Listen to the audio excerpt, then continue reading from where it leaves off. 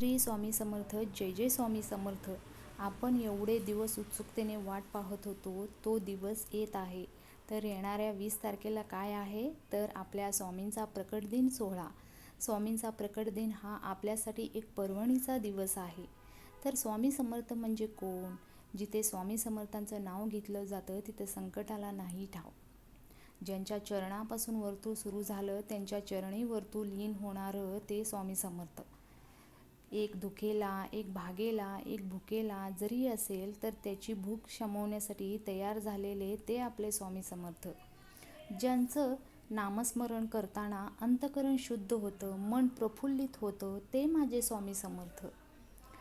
स्वामी समर्थ हेच माझे आधार, त्यांच्यामुळेच जीवन सुंदर. अगदी मनाने खचलेल्याही माणसाला नुसतं नाव ऐकून उभारी येईल अशा स्वामी समर्थां महाराजांचा प्रकट दिन सोहळा येत्या 20 तारखेला येत आहे. त्या दिवशी सर्वात महत्त्वाची सेवा म्हणजे नामजप. नामस्मरणाला खूप महत्त्व आहे. त्या दिवशी किमान एक माळ तरी श्री स्वामी समर्थ या नामाची जपावी. शक्य असेल 11 माळी करू शकता. फक्त ही सेवा मनापासून करा, जबरदस्तीने नाही.